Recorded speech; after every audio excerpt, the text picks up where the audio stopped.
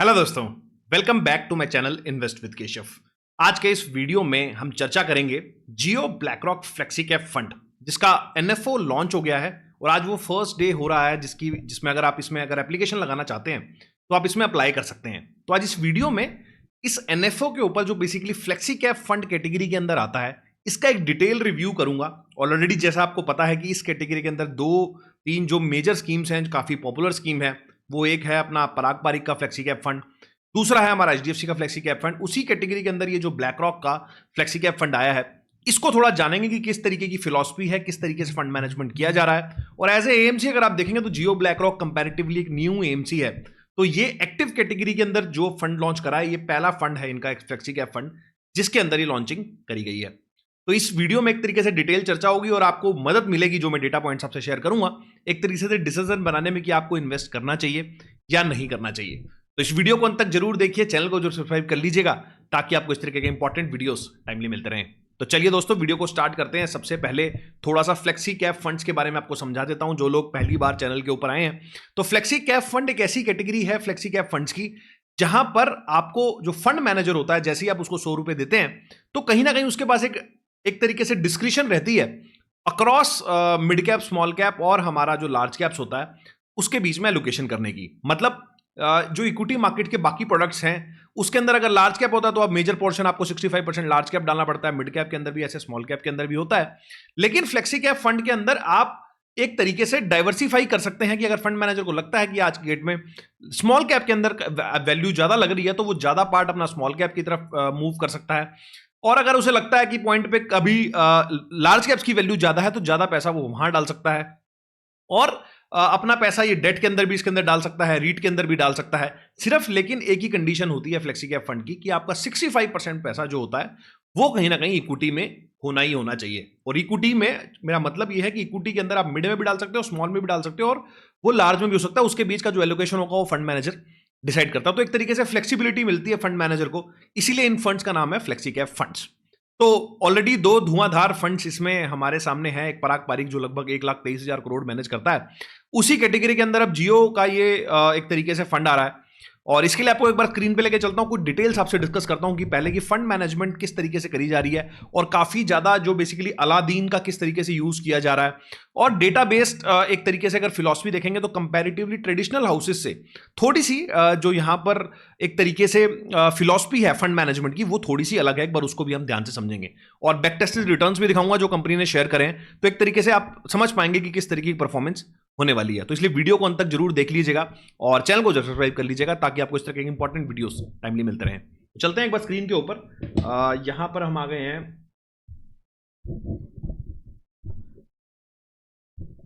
यहां मैं आपके सामने ये जियो बैकलॉग का एक तरीके से फ्लेक्सी कैप फंड का प्रेजेंटेशन है।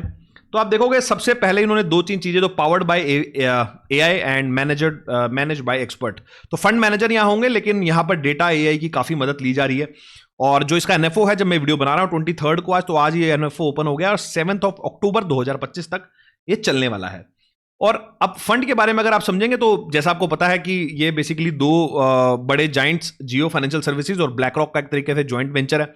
और इस बारे में आपको ऑलरेडी पता है, इसमें मैं ज्यादा ध्यान नहीं दूंगा कि कितना बड़ा एयूएम ऑलरेडी जो ब्लैक रॉक है वो मैनेज करता है।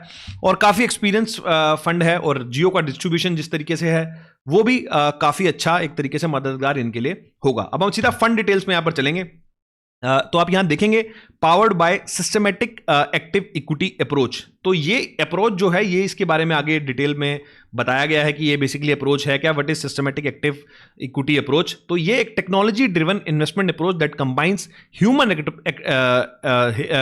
Expertise with data driven model to build a portfolio. तो आप देखोगे तो अक्रॉस एएमसीज जितने भी फंड मैनेजर होते हैं वो जो डिस्क्रिप्शन होती है वहां पर एक तरीके से ह्यूमन इंटरवेंशन होती है। यहां पर इसको एक तरीके से मशीन को यहां पर लगा दिया गया है, साथ में अपना जो डेटा ड्रिवन मॉडल्स बनाए जाएंगे।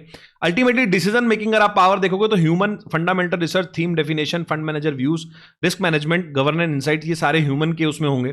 और जो मशीन करेगी यहां पर AI and machine learning, alternative data, Jio locations, online search activity, micro trends, brokers report, consumer transactions, ये सब ट्रैकिंग यहां पर मशीन के थ्रू करी जाएगी। और इसमें अब क्या एम करने की कोशिश करी जा रही है, आपको देखोगे तो aims to measure data quickly and accurately and using real time information to turn everyday market signal into actionable and investment insight. Built to carefully balance risk and potential returns by managing cost and controlling risk. It is aimed to deliver steady and efficient investment outcome over time.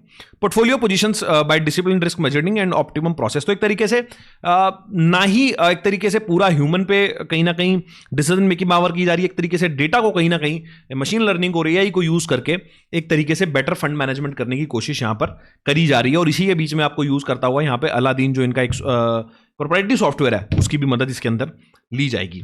थोड़ा और आगे चलते हैं, इसके अंदर आप देखेंगे तो चैलेंज जो आज की डेट में है, challenge in today's equity investment approach, how we are addressing. तो चैलेंज जो आज की डेट में है, तो अगर आप देखोगे तो financial data is everywhere but inside required skill and technology. तो आप देखोगे आज की डेट में स्टॉक मार्केट में लगभग 4000 स्टॉक लिस्टेड हैं, उसके 4000 फाइनेंशियल स्टेटमेंट्स होंगे जो हर क्वार्टरली रिलीज हो रहे हैं। उसके अलावा न्यूज़ एंड मीडिया में अलग अलग बहुत कुछ चलता रहता है, सोशल मीडिया पे बाकी सारी चीज़ें चलती हैं, माइक्रो इंडिकेटर्स अलग अलग बदलते रहते हैं।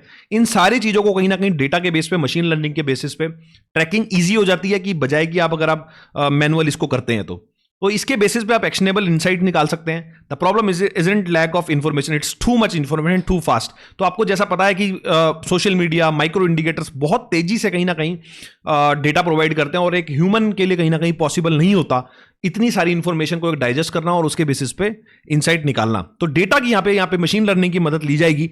तो multiple data stream like market, news, sentiment, macros and analysis capacity. Our edge is SEA approach helps convert raw data into actionable insight by filtering out noise. तो एक तरीके से इन सारों को एक तरीके से डेटा के बेसिस पे कन्वर्ट करके उसमें कोशिश है कि आपको बेटर से बेटर स्टॉक सिलेक्शन कहीं ना कहीं करके दी जाए। Traditional data sees only part of the picture. तो एक बार ये इन्होंने बहुत अच्छी चीज यहां पर बताई है। ट्रेडिशनल अप्रोच में अगर आप देखोगे तो फाइनेंशियल सर्विसेज, क्वार्टरली रिपोर्ट्स और अर्निंग कॉल्स, इन तीनों के बेसिस पे कहीं ना कहीं डिसीजन मेकिंग करी जाती है। अब जो मॉडर्न अप्रोच आ गई है, अल्टरनेट डेटा जो एक तरीके से यूज करा जा रहा है, उसकी बेसिस पे अगर आप देखोगे तो ब्लॉग्स पे किस तरीके की चीजें हो रही हैं, जॉब पोस्टिंग देखी जा सकती हैं। फॉर एग्जांपल कोई कंपनी बोलती है कि मैं हायरिंग कर रही हूं, लेकिन किसी भी बड़े जैसे Naukri.com या बड़े किसी पोर्टल के ऊपर अगर वो पोस्टिंग्स ही नहीं डाल रहे हैं और एक लिस्टेड कंपनी है, तो कहीं ना कहीं मैनेजमेंट जो बोल रही है और जो हो रहा है मार्केट में उसका डिफरेंस आ जाएगा। तो एक तरीके से वो ट्रैकिंग करी जा सकती है। ई कॉमर्स डेटा ट्रैक करा जा सकता है। कंपनी मान लो ऑनलाइन माल बेचती है तो कहीं ना कहीं उसकी ट्रैक किया जा सकता है कि कितना कितना माल कहां कहां बिक रहा है। सोशल मीडिया कंटेंट से कहीं ना कहीं हमें पकड़ सकते हैं कि मैनेजमेंट इन सारी चीजों में जिन तरीके की चीजें बोल रही है क्या वो एक्चुअल में हो रहा है या नहीं हो रहा है। इंटरनेट पे सर्च किस तरीके के हैं, किस तरीके की डिमांड, अगर यहां पर बोल रहे हैं कि बहुत अच्छी डिमांड है हमारी ऑनलाइन और अगर इंटरनेट पे सर्चेस नहीं है या बहुत ज्यादा है, तो एक तरीके से वेरीफाई करने का एक तरीके से यहां पर मौका मिल जाता है। तो ये अल्टरनेटिव डेटा को इसमें जब हम कंबाइन करते हैं तो एक तरीके से traditional data might overlook smaller और less obvious signal that still carry useful insight. और यहाँ पे जो एज आ जाती है, SC integrate alternative data into the clear investment insight. तो एक तरीके से जब दोनों को मिला देंगे तो काफी अच्छी इनसाइट्स हमें, एक्शनेबल इनसाइट यहाँ पर मिलती है। उसके बाद अगर आप देखेंगे ये एक तरीके से more opportunity less coverage. The number of listed companies in India have grown in last decade. It is harder for manual researcher to keep pace. तो एक तरीके से ये प्रॉब्लम अभी सबसे बड़ी ये हो गई है कि बहुत सारे स्टॉक्स मार्केट के अंदर लिस्ट हो गए हैं और हर स्टॉक पे रिसर्च करना, हर स्टॉक के अंदर अपनी एनालिसिस देना मैनुअली आज की डेट में पॉसिबल नहीं है। इसीलिए हमें एआई और एमएल की जरूरत है, जहां पर हमें कंटिन्यूस बेसिस पे कहीं ना कहीं हमें ट्रैकिंग करते रहें। तो एज जो इसके अंदर है, ऐसी approach enables coverage at scale even in low analyst segment. तो एक तरीके से आप मशीन लर्निंग और इनकी मदद लेके ये पूरा डेटाबेस काम कर सकते हैं और बहुत ही कम कॉस्ट के ऊपर कर सकते हो, क्योंकि आपको बहुत ज्यादा एनालिस्ट की अब जरूरत नहीं होगी। आप एक यहाँ पे एक तरीके से दिखाया गया है number of stocks in Nifty 500 under analyst coverage. तो एक तरीके से आप देखो किस तरीके से 2005 के अंदर सिर्फ 235 स्टॉक थे और अभी 466 स्टॉक हो गए हैं। तो 466 स्टॉक रखने के लिए आपको कितनी ज्यादा जरूरत होगी एक तरीके से एनालिस्ट की, और वही अगर आप एआई और एमएल की मदद लेते हैं तो आप कितना ईजी हो जाएगा, वही ये फंड करने की कोशिश कर रहा है। उसके बाद behaviour bias can cloud judgment. तो decision making is often swayed by confirmation bias, over confidence और recent events. This can lead to inconsistency in portfolio position. तो एक तरीके से दिखाया गया है कि कौन कौन से सालों में किस किस तरीके के पोर्टफोलियोज ने अच्छा किया है। तो वो ना करते हुए एक तरफ से हम लॉन्ग टर्म पिक्चर देखेंगे वो ज़्यादा एक तरीके से ज़्यादा कारगर होती है, वही यहाँ पे करने की कोशिश करी जा रही है। रूल बेस्ड ऐसी approach reduce subjectivity and emotion bias. तो अब यहां पर बात आती है कि why Jio BlackRock flexi cap fund. तो investment expertise enhanced by technology combine human insight and power of technology like AI and machine learning, ability to access over 1000 Indian stock across market capitalization, employ 400 plus Indian specific signals, focus on stock specific risk. Flexi cap now increase variability in the return observed across, क्योंकि जो हमारे returns है कभी large cap में ज्यादा आते हैं, कभी मिड कैप में ज्यादा आते हैं, कभी स्मॉल कैप में ज्यादा आते हैं, तो इसलिए फ्लेक्सी कैप फंड्स को चूज करने की कोशिश करी गई है। Deliver at relatively low price, our endeavour is to leverage our technology and expertise to deliver the differential alpha at a relative low price, because यहां पर आपको एक तरीके से एआई और इसकी मदद लगी है, तो इस वजह से जो एएमसी की कॉस्ट है वो रिड्यूस हुई है, वही आपको पास ऑन करने की कोशिश करी जा रही है कि आपको एक अल्फा एक लो कॉस्ट पे आपको दिया जाए। और ये फ्लेक्सी कैप फंड्स को अगर आप देखेंगे और कंपेयर करेंगे तो एक तरीके से इस फ्लेक्सी कैप फंड के अंदर कोई भी एग्जिट लोड नहीं है अगर आप इसको देखते हैं तो we will leverage Aladdin BlackRock technology platform that unifies the end to end investment management process. तो अलादीन को भी इसके अंदर यूज किया जाएगा और सेंट्रलाइज सोर्स ऑफ डेटा इसके अंदर आप देखेंगे तो client using Aladdin at the rate different technology 4500 plus skill engineer financial modellers and data expert support Aladdin. तो ये सारी चीजें हैं जिसके अंदर आप रिस्क को एक तरीके से मैनेज करके चलेंगे। उसके अलावा अगर आप देखते हो तो stock selection for the universe to portfolio, तो यूनिवर्स डेफिनेशन है 1000 stock with standard data inputs. तो जो 1000 स्टॉक्स कहीं ना कहीं इनका यूनिवर्स है। Reduce to 750 stocks based on the liquidity turnover and execution feasibility, तो 1000 से पहले 750 किए जाएंगे बेस्ड ऑन अगर उसके अंदर लिक्विडिटी और इन सारे फिल्टर्स को लगा के। Nifty 500 TRI lens to sector and market cap representation and active risk framing. उसके बाद 500 स्टॉक इन सब मार्केट कैपिटलाइजेशन और सेक्टर के निकालने के बाद इसके अंदर SE signal systematic rule based scoring allocated to each stock.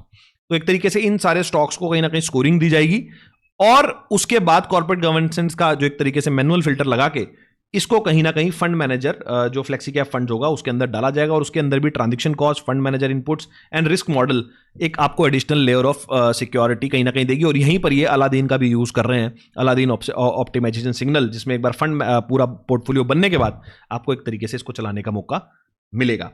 अब अगर आगे चलते हैं तो उसके लिए Indian equities are ready to systematic technology and approach to investing. आप देखोगे इसके अंदर इंडियन इक्विटी मार्केट का जो अभी 5 ट्रिलियन एज ऑन 2025 तक हो गया है, जुलाई 25 तक इतना मार्केट कैप हो गया है। तो इस तरीके से काफ़ी सारी चीज़ें हैं जो इसके बारे में हमारी मार्केट के बारे में काफ़ी इनहेंस हुई हैं। अब थोड़ा सा अगर आप देखेंगे इसके अंदर एक तरीके से आप देखोगे ये थोड़ा सा यहाँ पे इन्होंने कॉस्ट के बारे में बताया हुआ है कि कॉस्ट इनकी कम है। अभी मैं आपको बताऊंगा अभी कितनी कॉस्ट है कि अगर मतलब आप यहाँ पे देखो कि अगर 50 बेसिस पॉइंट, अगर 25 basis point 50 saving at 50 basis point compare to 75 basis point, saving at 50 basis point compare to 100 basis point, तो किस तरीके का फर्क है आपको इसके अंदर नजर आता है। तो इसको थोड़ा सा आगे चलते हैं हम यहाँ से। अब आपको सीधा यहाँ से इनके बैक टेस्ट रिटर्न के ऊपर आता हूँ। तो ये जो मॉडल बता रहे हैं एक तरीके से इन्होंने इसको बैक टेस्ट किया है पिछले 2015 से, लगभग 10 साल का डेटा है। और अगर ऐसा मॉडल आपने चलाया होता तो 1000 रुपये की वैल्यू अगर आप देखोगे तो लगभग आज 6000 रुपये के आसपास हो गई है। और ये निफ्टी का अगर आप देखोगे तो BSE 500 TRI है और निफ्टी 500 TRI को आउट परफॉर्म किया है एक तरीके से इस फंड ने।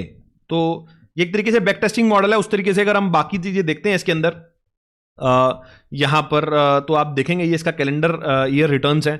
तो आप देखोगे 2017 में कितना आउट परफॉर्मेंस आया, लगभग हर साल के अंदर ही आउट परफॉर्मेंस है। 2016 के अंदर आउट परफॉर्मेंस है, 15 के अंदर आउट परफॉर्मेंस है। अब देखिए कोविड के बाद यहाँ पे आप देखिए 19, 20, 21, 22, 23, 24 और अभी 25 चल ही रहा है। तो YTD रिटर्न से चल रहे हैं। तो आप देखोगे किस तरीके की आउट परफॉर्मेंस यहाँ पर दिख रही है। यहाँ पर आप अगर एवरेज रोलिंग रिटर्न की बात करेंगे तो SAE ये बैक टेस्टेड है, ध्यान रखिएगा, रियल रिटर्न नहीं है। तो आप देखोगे लगभग 19.99 20% का रिटर्न है इनका। BSE 500 का 15 है और इनका 14.85 है। तो लगभग काफ़ी बड़े मार्जिन से यहाँ पर इसको बीट कर रहा है।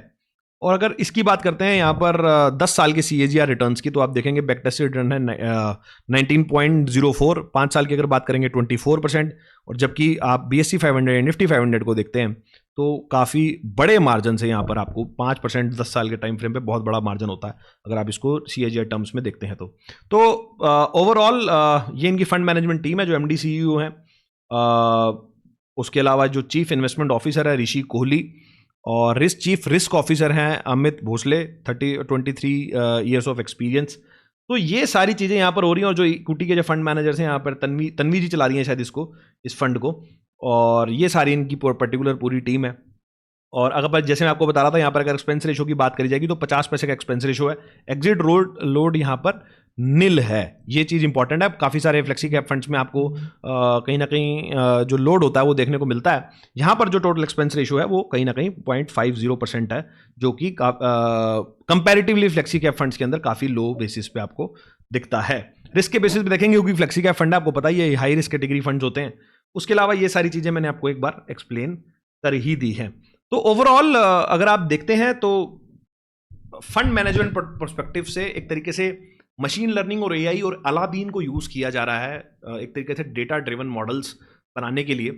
इंडिया के अंदर इस तरीके की इन्वेस्टिंग काफ़ी कम है अभी तक। आप जितनी भी एमसीज देखेंगे इंडिया में, ज़्यादातर ट्रेडिशनल एमसी हैं जो फंड मैनेजर के भरोसे पे चलती हैं।